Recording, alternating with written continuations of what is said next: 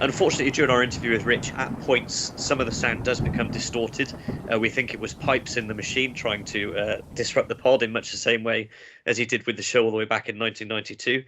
We do apologise for this, but we don't think it will impact on your enjoyment of the podcast.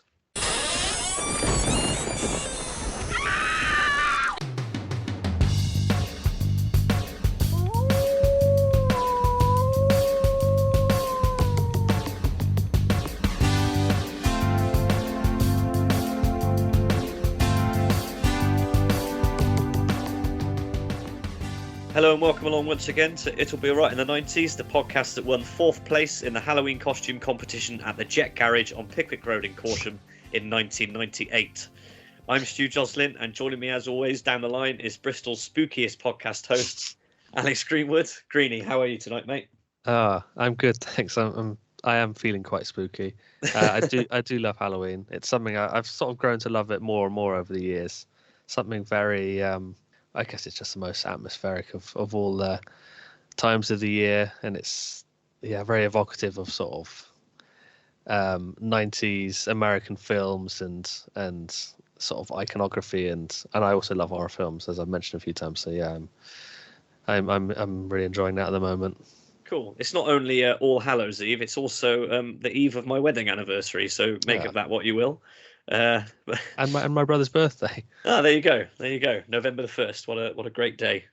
Yeah. It is November the 1st. Yeah, it is. Yeah. Mm-hmm. Well, we have got an amazing guest lined up for you tonight. It is our Halloween special, and we will be we just finished talking to him. I don't wish to let daylight in upon magic here, but we have just interviewed Rich Lawden, the genius behind the Curtain documentary, which examines the 1992 televisual experience, shall we say? Yeah. Ghostwatch. Now, Ghostwatch, if you're not aware of it, Alex, I think you've got a bit more sort of context and background here for us. Yeah. So Ghostwatch was its first broadcast on BBC One on Halloween night of 1992.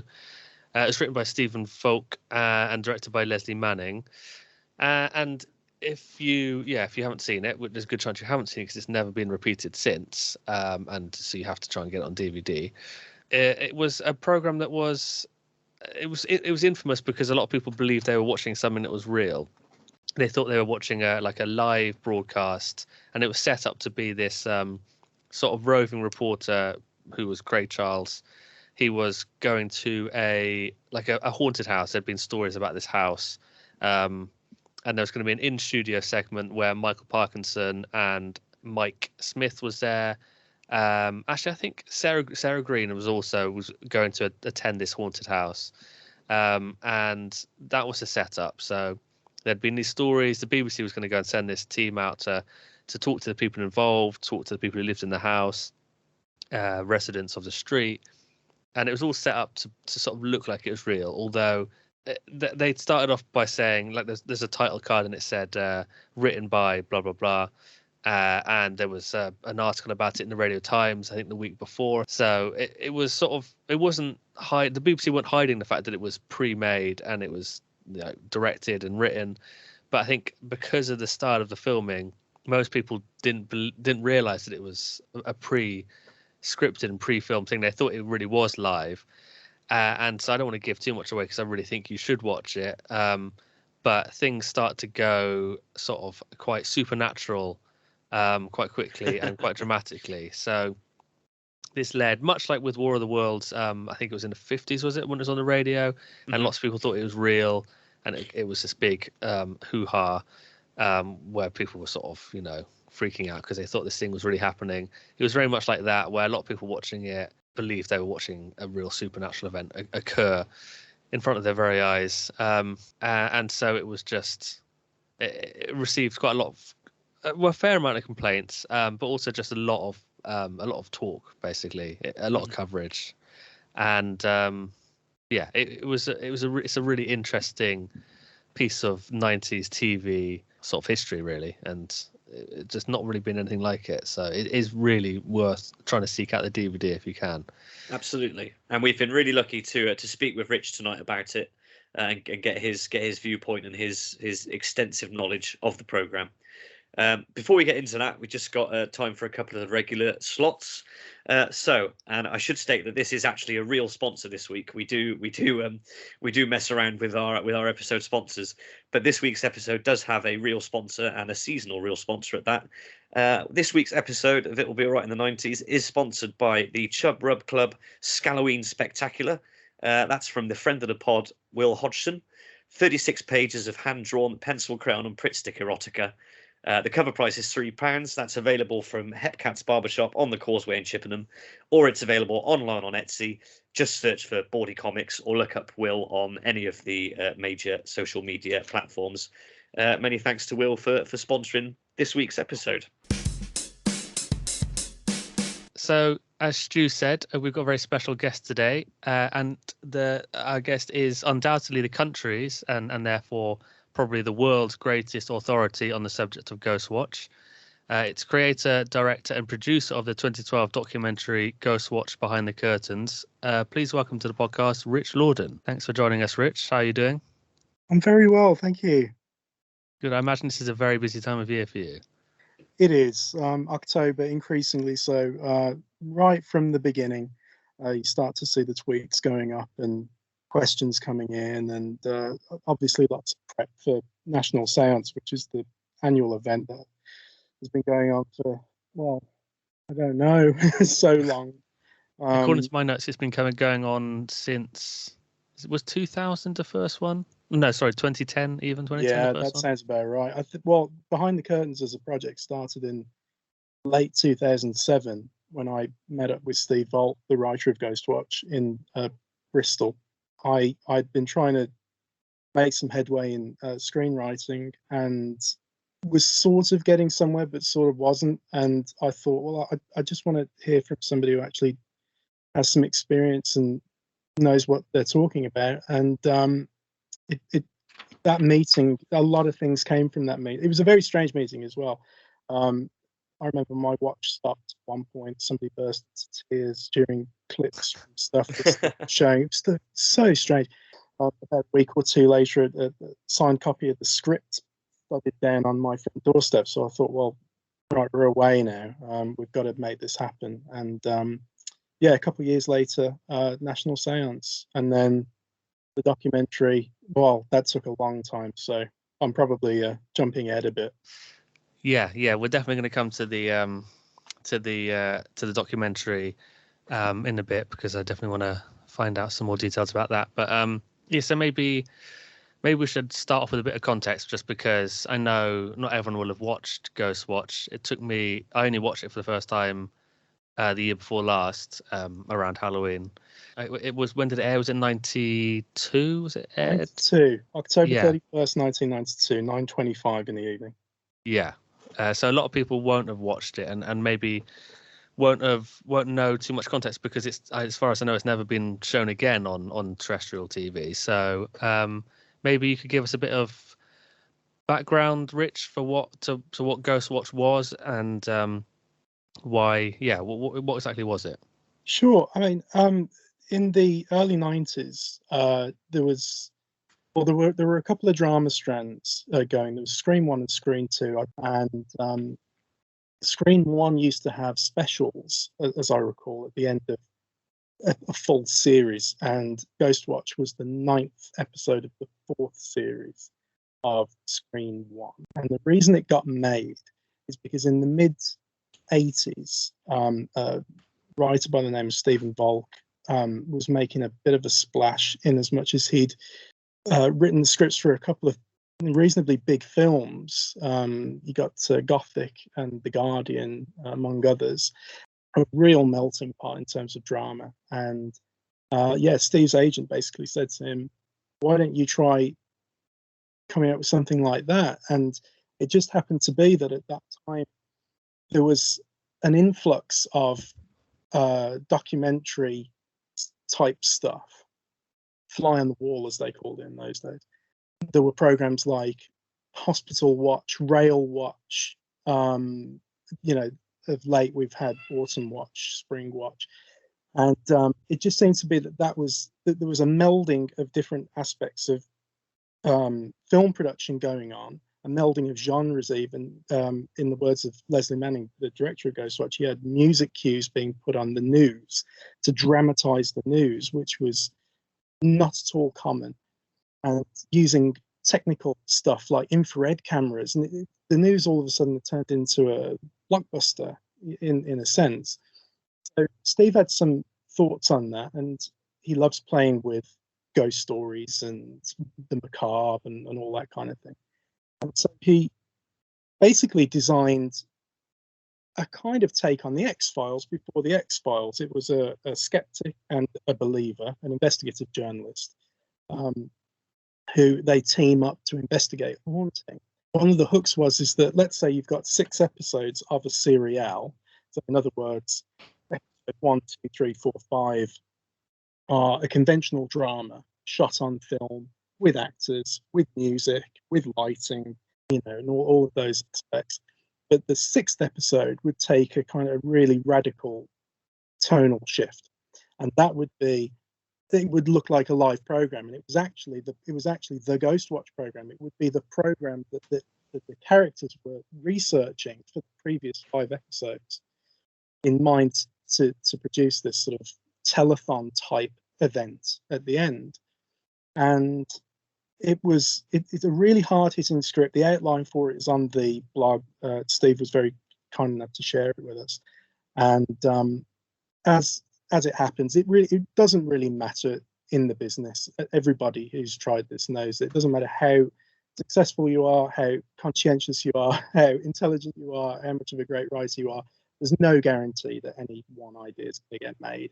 And Ghostwatch in that form was rejected.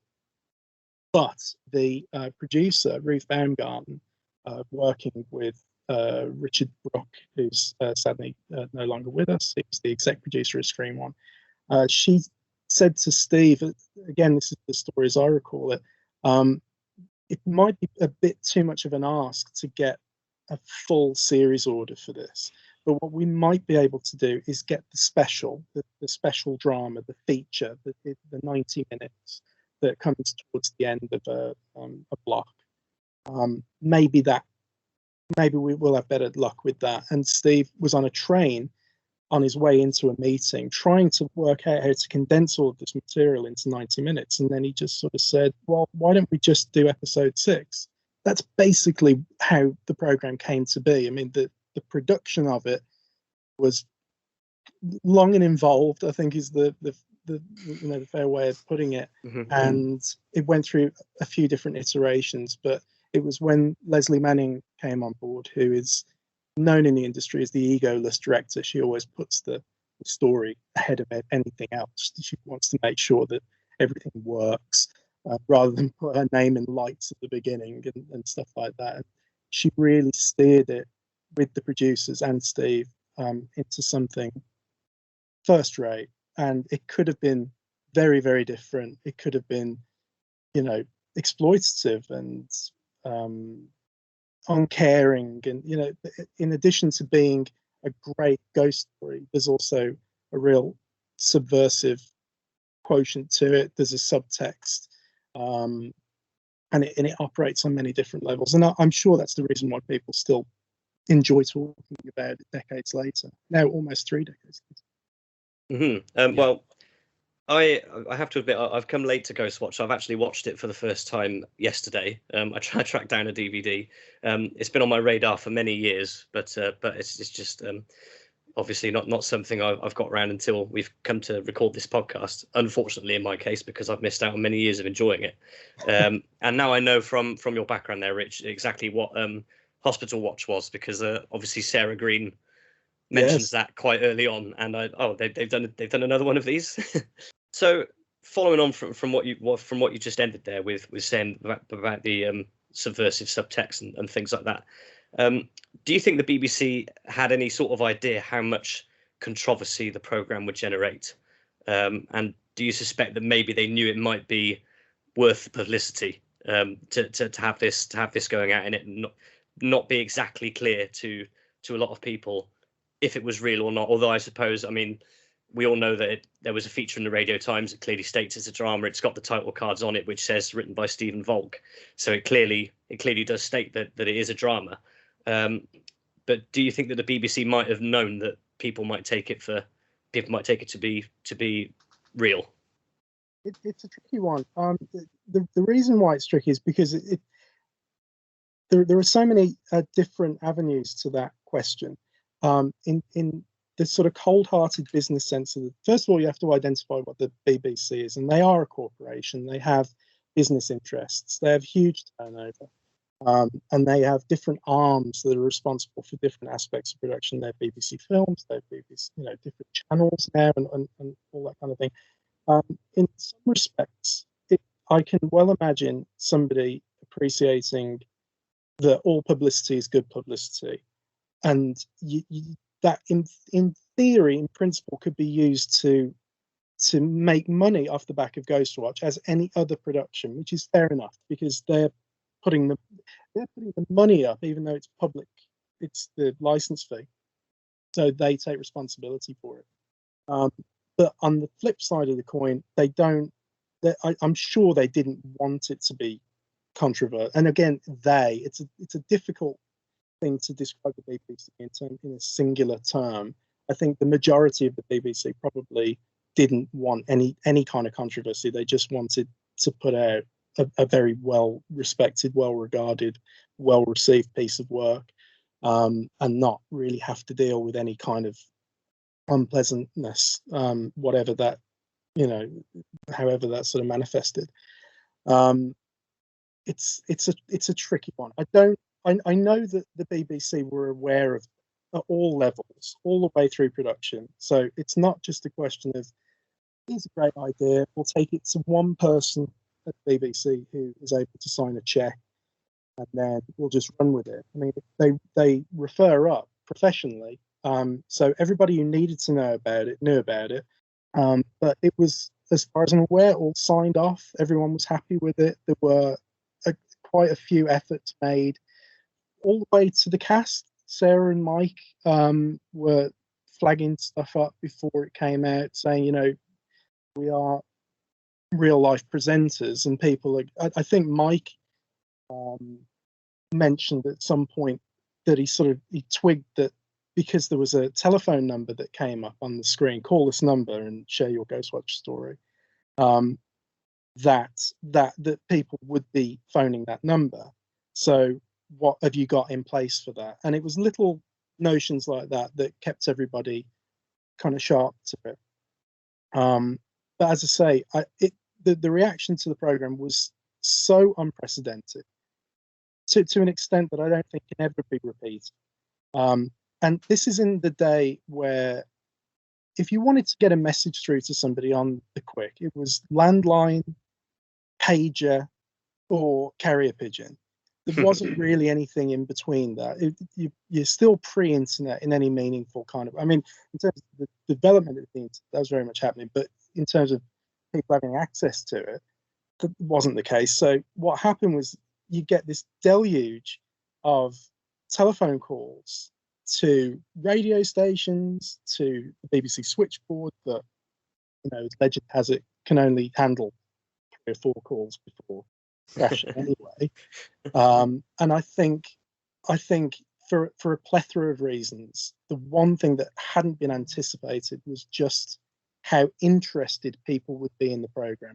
People have equated that instinctively. I think there's not much in terms of actual evidence for it because it was difficult to gauge metrics in those days, but they instantly think, well, it was controversial, it was complaints, it was this. But I would like to think, based on my own experience, because I did watch it. I was 7 years old when Ghostwatch aired, and myself and my parents, we did watch it go out live, and we didn't talk about complaining about it. I remember very early, and this is a very recent memory as well. I remember turning to my parents and saying, "Do you have a ghost story we could call in?" And they didn't, or they didn't want to. So I imagine a fair few people who phoned up were trying to do that. Overall, the BBC would have liked things to have gone smoother. I think that's fair to say. Yeah, yeah. I think the using the real presenters like Sarah Green and Michael Parkinson and Mike Smith, that was sort of key to it, wasn't it? That was kind of what it swung on. I think if they'd used people that people didn't recognize, that viewers, didn't recognize as being famous, then I don't think none of the controversy would maybe have been generated, because people would have just thought it would look more recognizably like a play. But the fact that those people were in it, as far as I know, Michael Parkinson has never acted in anything else before. Maybe he has, but he wasn't known as an actor. So I suppose people sort of want to believe him, don't they? Because he's, especially someone like Michael Parkinson, it's like you don't want to believe that he's trying to dupe you into something, or he's going along with it. Not that Michael Parkinson thought he was trying to lead anyone on, but still, he's a figure, isn't he, that you just wouldn't expect to be playing a role. So. Well, I mean, functionally, it's interesting that you say it, because I mean that's entirely what you do as an actor. You do lead people on it, and actually, he had acted, I think, with Vincent Price in a horror as himself. I think it was called Madhouse, but I haven't seen it. Or I certainly haven't seen it for a while. But he played himself in a kind of interview situation in that. So I think he's a.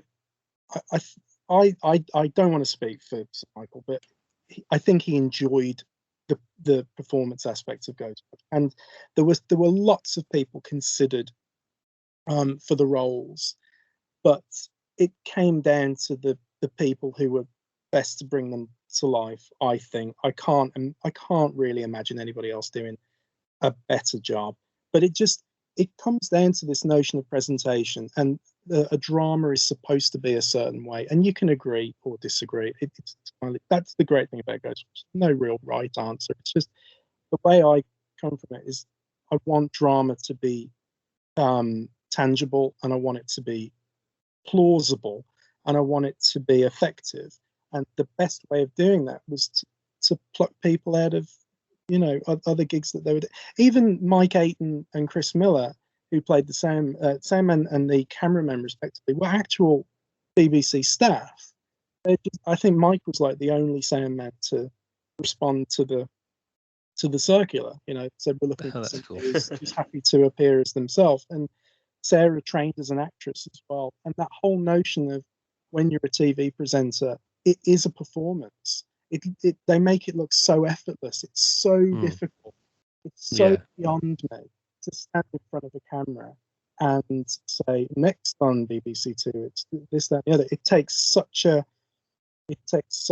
professional, nuanced. It may look low art, but it's really, really calculated. And I think that's why people still talk about the acting in Ghostwatch as being particularly good, certainly as far as the presenters are concerned. Yeah. I think that everyone involved, the cast, as it were, are so well chosen and pull it off really well. Coming back to the phone number that you mentioned, Rich, that they put up on the screen. Am I right in thinking that was supposed to, or that went through to a pre-recorded message? It would say, Ghostwatch is a pre-recorded, pre-scripted show. You're not watching something that's real, something like that. But it got so bombarded with calls, over 1 million according to Wikipedia, that it just failed and no one could actually get through. So everyone was just getting an engaged tone, which just made everyone freak out even more. Yeah, pretty much. I don't know about the recording. There were people. Ruth Baumgarten got a number of people, I think, from the Society for Psychical Research. There were some advisors on Ghostwatch, and I think they were genuinely interested in the real life experiences of people. So, for instance, the Vox Pop interviews, the little talking heads interviews with the grey curtain behind them. There's a guy with his face is pixelated. He talks about a really unpleasant story about saliva appearing around his house. He was a real guy who had a ghost story. People involved on the peripheries, I think it's fair to say, in terms of the bringing realism to it, who were actually genuinely quite interested in real ghost stories. So it was 1 million. That's crazy numbers, and so many tens of thousands before and after that. But interestingly enough, like the people were no less inclined to make their voices heard in the early 90s. It's certainly easier now with Twitter and email and all the rest of it, but there weren't that many complaints for Ghostwatch in the grand scheme of things. The Good Morning Britain thing that happened recently with fairly recently with Piers Morgan, that was so many tens of thousands of complaints. Ghostwatch was less than 1,000. How much do you think the program has influenced subsequent TV and films, and what do you think the long-term legacy of it has been? I think it's been hugely influential in different ways. I think Oren Peli, who made Paranormal Activity, said he was aiming for a Ghostwatch type experience.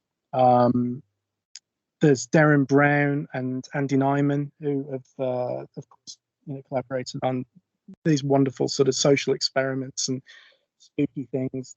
I think they did a thing called Seance, which was inspired by Ghostwatch. Oh yeah, yeah. Blair Witch, maybe. I've heard different things. There are similarities as there are with all things, but I haven't heard anything definitive one way or the other. I mean, one of the things that's quite interesting about Ghostwatch when you actually watch it is just how it looks old hat in certain aspects of the actual production of the Ghostwatch program. However, a lot of that stuff was quite cutting edge and avant-garde and new. Things like video walls that were, when you have like so many stacks of video screens projecting a much larger image, that wasn't really done all that much. Now that's entirely commonplace, where you have television screens, monitors integrated into the set. I loved it when the light pencil contraption was wheeled on for the Doctor. So you've got the huge TV on the stand, sort of angled with the light pencil. I must say I did enjoy that a lot as well. Well, the map. I mean, whenever you see Parky pick up the landline, the corded phone, and say, "Who's our next caller?" What you see a graphic of the British Isles, but what it was like a printout that they stood on a tripod on like a canvas almost, and then just aimed a camera at it and then vision mixed it. So that kind of stuff was all done practically, and now it's just done digitally. It's exactly the same thing. It's more sophisticated in its application, but functionally it remains basically the same trope. And I daren't go through all the things that Ghostwatch potentially invented. The infrared cameras, the outside broadcast melding of stuff, albeit fictionalized and staged. I mean, all of the location stuff was filmed in advance and then piped through to the studio so that the actors could interact with stuff on the video wall. It just proved that it could be done. Yeah.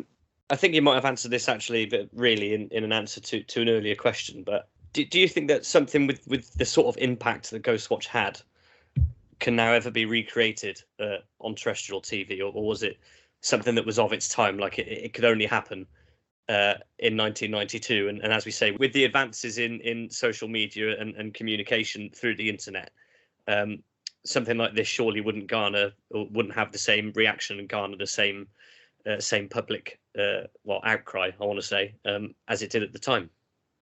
It seems to be that whichever new medium takes the lead, it is the one that is exploited.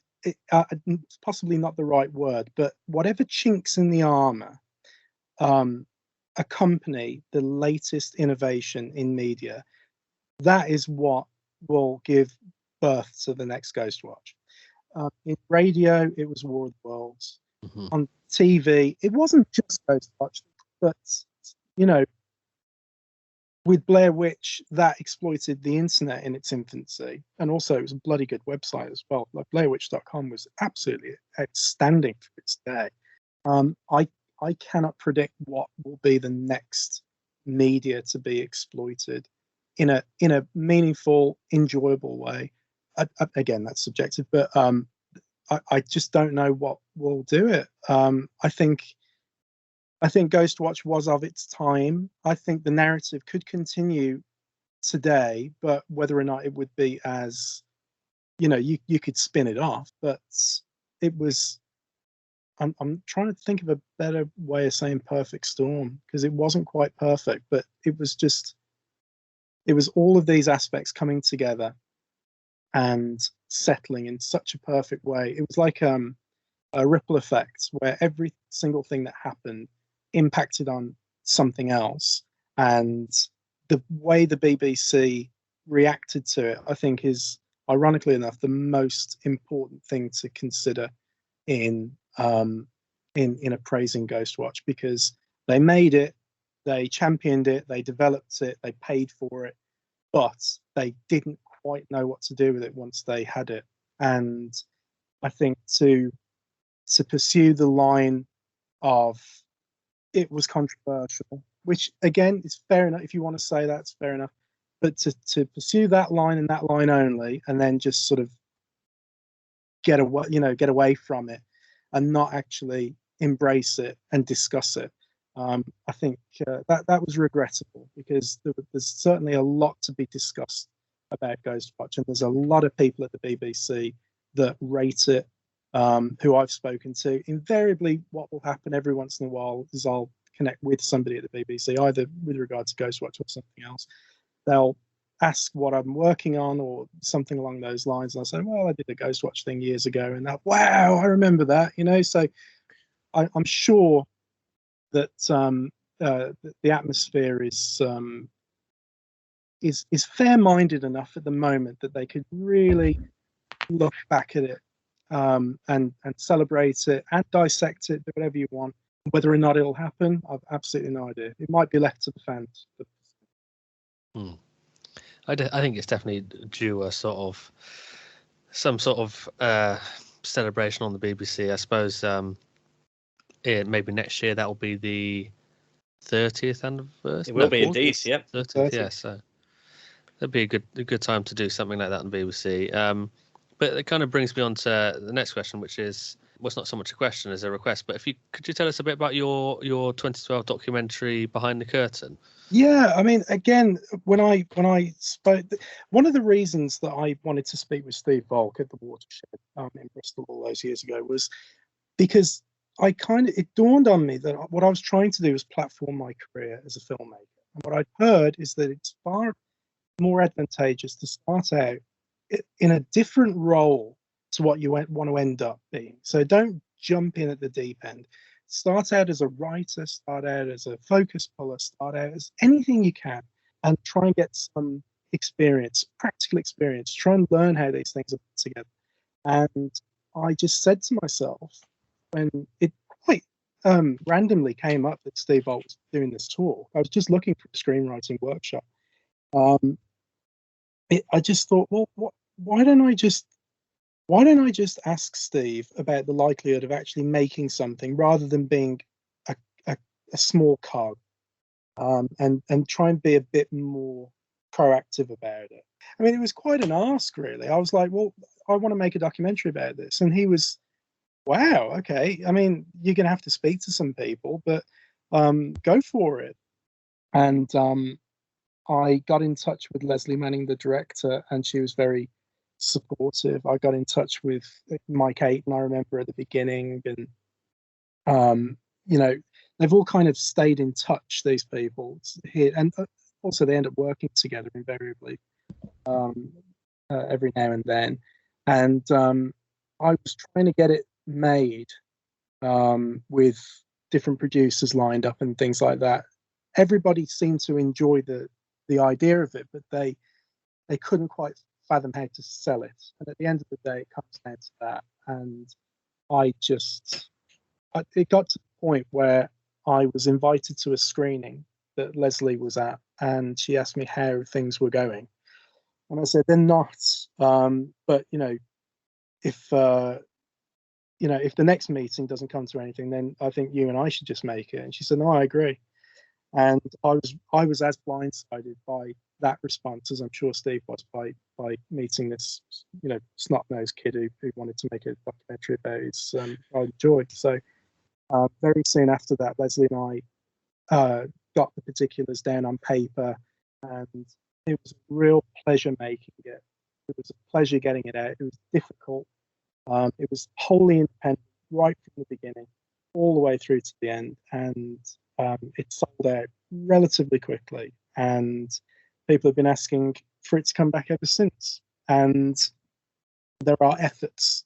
I mean, in all fairness, there have been efforts going on for years. I think we sold out in 2018 or 2017, 2018, officially sold out. The very last copy went out the door. But there are concerted, serious efforts now in the offing to try and do something for next year, because I just think it would be such a lovely way to celebrate the anniversary that if I can't do it next year, I don't think I'll ever be able to bring it back. But we'll see.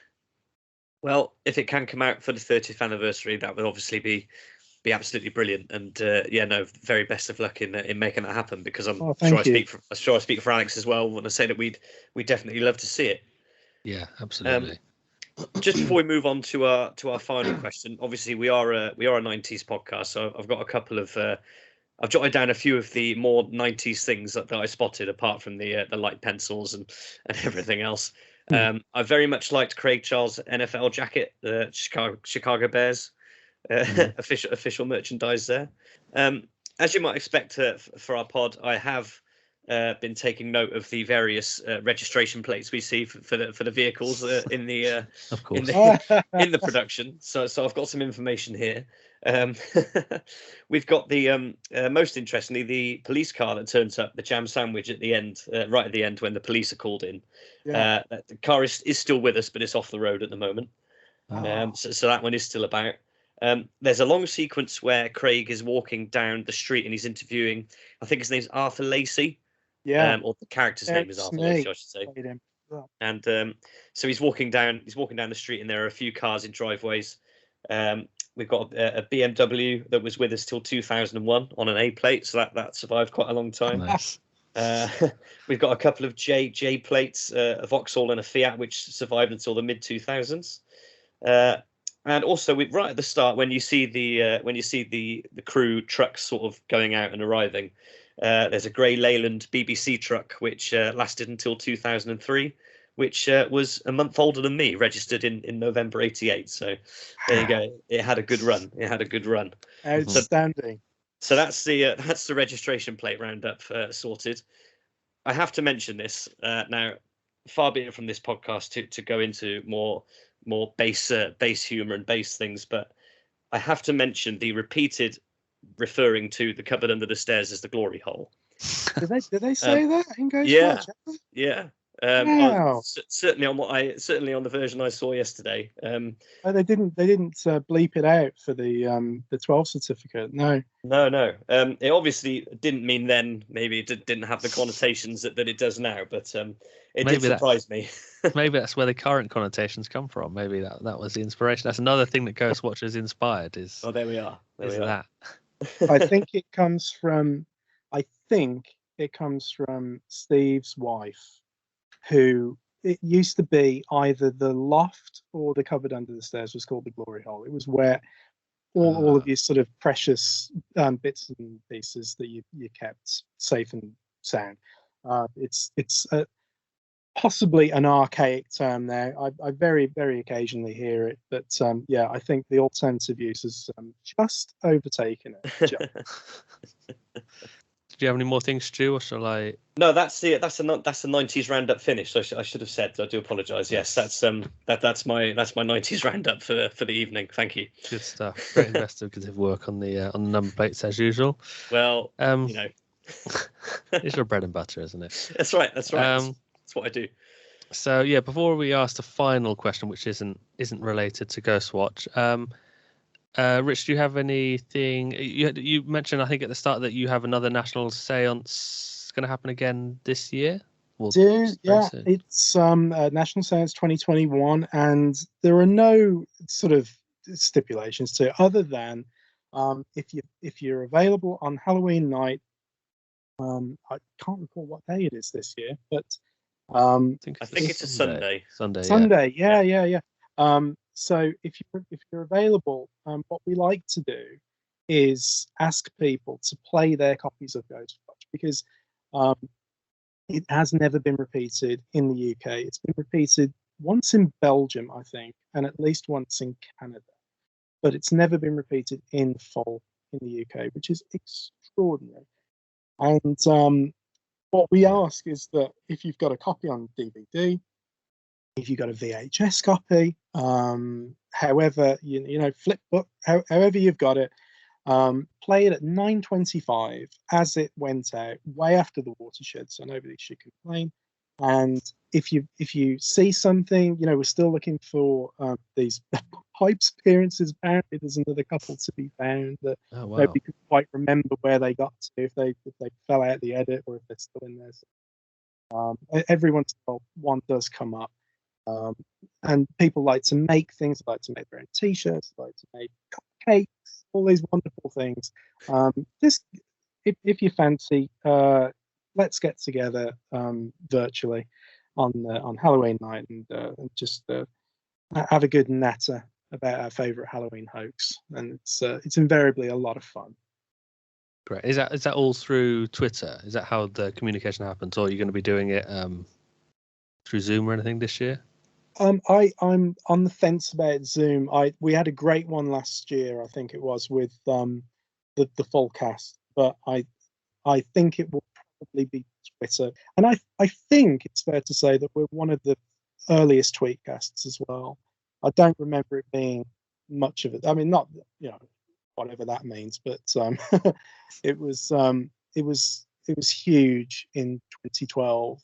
We had one for the 20th anniversary, and good God, I mean, I said it was like my Woodstock. I mean, we beat a Liverpool game on the trending on the fantastic. It's extraordinary. So there's a lot to talk about, and it's more often than not a lot of fun. Great. Well, considering this is such a busy time of year for you, can't thank you enough for coming on, Rich, and giving us all your insider knowledge and letting us know all these insights and outs of what was such a great part of 90s television history. And we do have one final question which we ask all our guests, although I say that you are the first person to be asked it. We will ask all our guests. And that is, what one thing from the 90s would you like to see resurrected?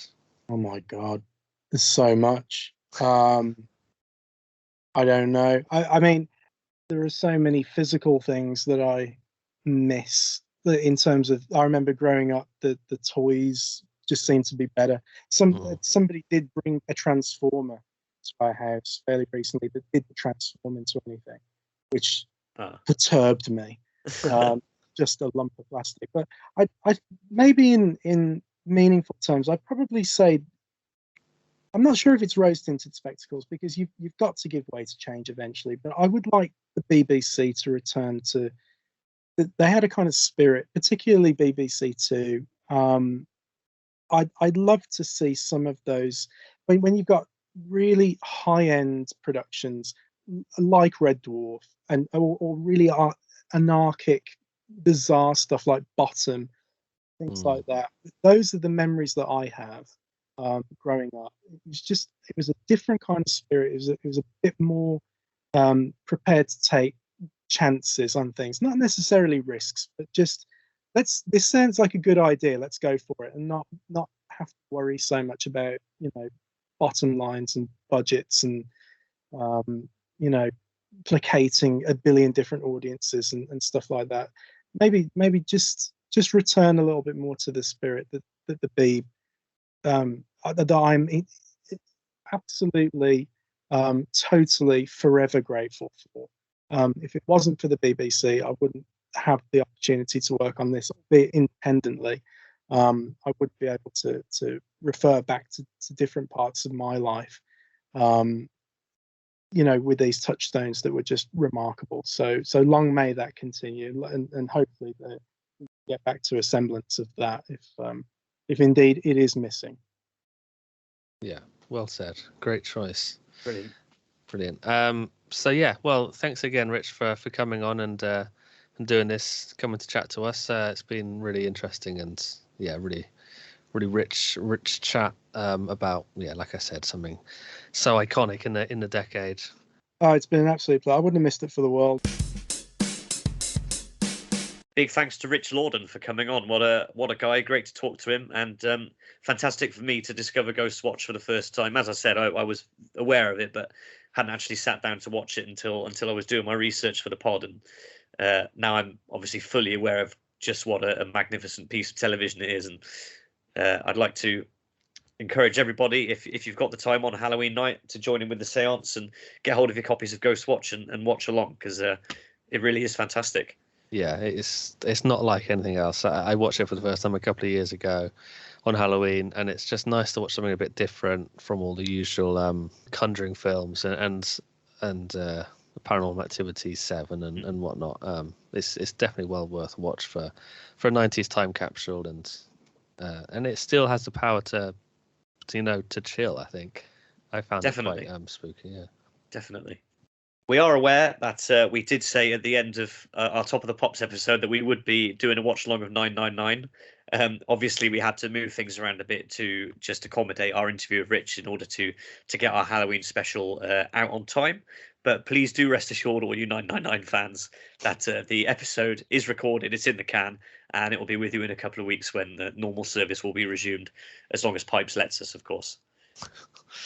Yeah, it's a good app, so listen out for that. If you have any thoughts about 999 or Ghostwatch, then please do contact us on the usual channels, Twitter at allright90s, email allright90s@gmail.com, or facebook.com/allright90s, all letters, no numbers. We'd love to hear from you on any of those topics or any of the previous topics we've covered up to this point. So get in touch. We should also say that Rich is on Twitter himself. I think if you just search for Behind the Curtain, you should find him. And if you want to follow him for all your Ghostwatch content, please do, because as we've discovered tonight, he is very much the man. We'll put his contact details in the description for the episode, so have a look down there as well if you want to find out some more. Definitely. So until next time, when we will be catching up with Michael Burke and the 999 crew, it's goodbye from me. And it's goodbye from me.